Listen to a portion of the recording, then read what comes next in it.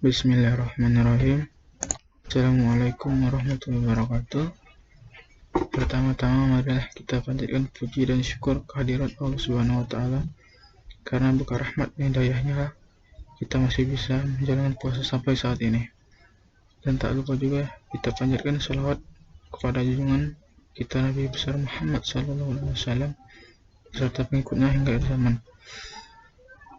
Baiklah, sebelum itu perkenalkan, nama saya Dimas Boy Setiawan, NRP 13/2018-104 dari kelas C. Sini saya akan menjelaskan materi tentang generator DC. Generator DC. Generator DC adalah mesin yang merubah energi mekanik menjadi energi listrik arus searah dengan prinsip induksi elektromagnetik. Pada konstruksi arus searah tidak jauh berbeda dengan motor arus searah. Prinsip kerja generator DC. Pada prinsip kerjanya, generator arus searah menggunakan hukum Faraday untuk menghasilkan energi listrik. Hukum Faraday dapat direpresentasikan dalam persamaan. Pada dasarnya mesin arus searah tidak berbeda dengan arus bolak-balik. Hanya pada mesin arus searah terdapat komutator yang berfungsi sebagai penyearah. Dan ini adalah gambar rangkaian generator arus searah.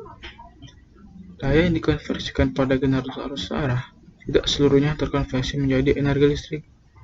Terdapat rugi daya yang dijelaskan dalam diagram power flow berikut.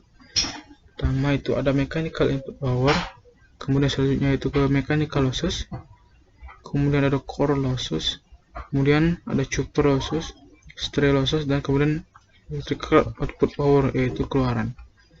Konstruksi generator DC.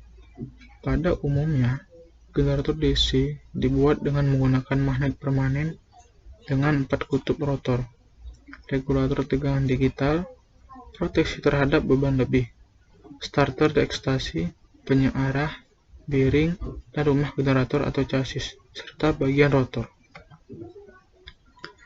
Generator DC terdapat dua bagian, yaitu yang pertama, stator, yaitu bagian mesin DC yang diam.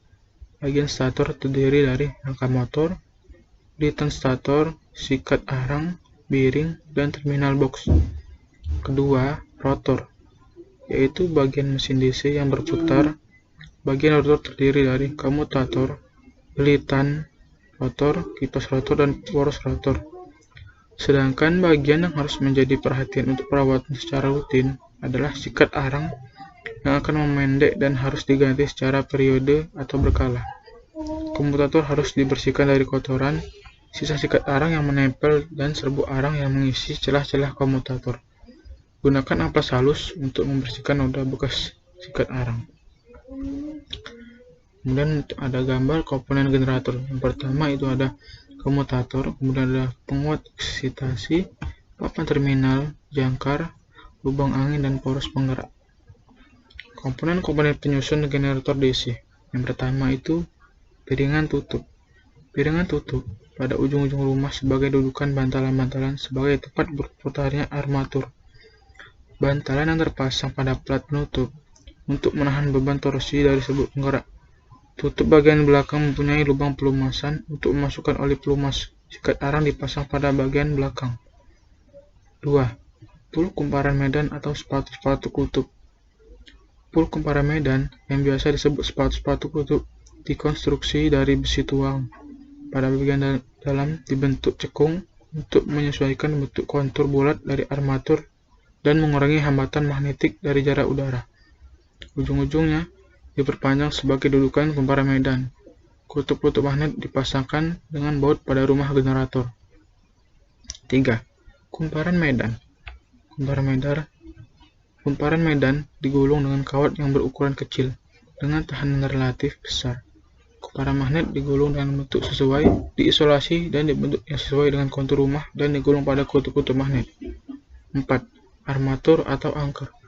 Armatur atau anker dinamo dikonstruksi dari plat-plat yang disusun berlapis-lapis yang disatukan dalam satu poros dan mempunyai alur-alur sebagai tempat kumparan.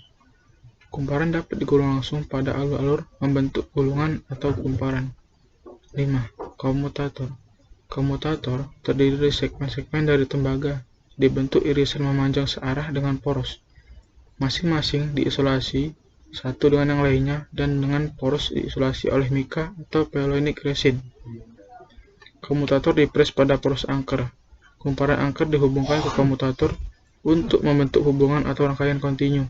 Komutator berfungsi untuk menyearahkan arus induksi bolak-balik dalam kumparan angker menjadi arus searah untuk digunakan ke beban kelistrikan kendaraan. 6.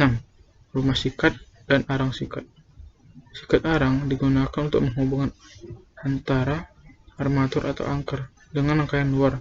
Sikat arang dapat bergesek dengan baik dengan komutator dengan bantuan pegas dan rumah sakit. Hubungan antara sikat-sikat arang dan rangkaian luar adalah dengan kabel tembaga fleksibel. 7. Kipas pendingin. Kipas pendingin terletak di bagian depan dan menyatu dengan puli penggerak mengalirkan udara pendingin ke dalam generator. Jangkar generator DC. Jangkar adalah tepak lilitan pada rotor yang berbentuk silinder beralur. Lilitan tersebut merupakan tempat terbentuknya tegangan induksi. Pada umumnya, jangkar terbuat dari bahan yang kuat mempunyai sifat ferromagnetik dengan permeabilitas yang cukup besar. Permeabilitas yang besar diperlukan agar lilitan jangkar terletak pada daerah yang induksi magnetnya besar. Kemudian, sehingga tegangan induksi yang ditimbulkan juga besar. Lilitan jangkar terdiri dari beberapa kumparan yang dipasang di dalam alur jangkar. Tiap-tiap kumparan terdiri dari lilitan kawat atau lilitan batang. Reaksi jangkar. Flux magnet yang ditimbulkan oleh kutub-kutub utama dari sebuah generator saat tanpa beban disebut flux medan utama. Flux ini memotong lilitan jangkar sehingga timbul tegangan induksi. Seperti pada gambar di bawah berikut. Bila generator dibebani, maka pada penghantar jangkar timbul arus jangkar. Arus jangkar ini menyebabkan timbulnya flux pada penghantar jangkar tersebut dan biasa disebut flux medan jangkar.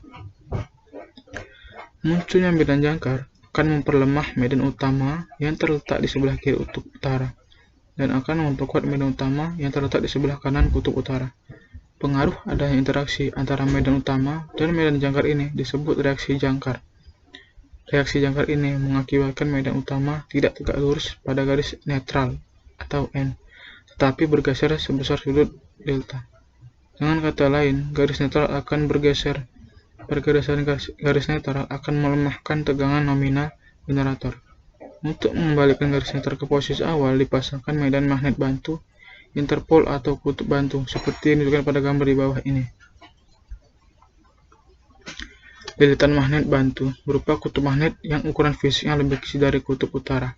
Dengan bergesernya garis netral, maka sikat yang diletakkan pada permukaan komutator dan tepat terletak pada garis netral N juga akan bergeser. Jika sikat dipertahankan pada posisi semula atau garis netral, maka akan timbul percikan bunga api dan ini sangat berpotensi menimbulkan kebakaran atau bahaya lainnya. Oleh karena itu, sikat juga harus digeser sesuai dengan pergeseran garis netral. Bila sikat tidak digeser, maka komutasi akan jelek, sebab sikat terhubung dengan pengantar yang mengandung tegangan. Reaksi jangkar ini dapat juga diatasi dengan kompensasi yang dipasangkan pada kaki kutub utama, baik pada lilitan kutub utara maupun kutub selatan, seperti ditentukan pada gambar generator komutator dan lilitan kompensasinya. Kini dalam rangkaian generator DC memiliki 3 lilitan magnet, yaitu yang pertama adalah lilitan magnet utama, yang kedua adalah lilitan magnet bantu atau interpol, yang ketiga adalah lilitan magnet kompensasi. Jenis-jenis generator DC. Seperti yang ditunjukkan di awal, bahwa generator DC berdasarkan dari rangkaian lilitan magnet atau penguat eksistansinya terhadap jangkar atau angker dibagi menjadi 3 jenis, yaitu generator penguat terpisah, generator shunt, dan generator kompon. Baiklah, terima kasih. Mungkin itu saja penjelasan dari saya. Kurang lebihnya saya mohon maaf. Kepada Allah saya mohon ampun. Saya akhiri wabillahi taufiq wal hidayah. Wassalamualaikum warahmatullahi wabarakatuh.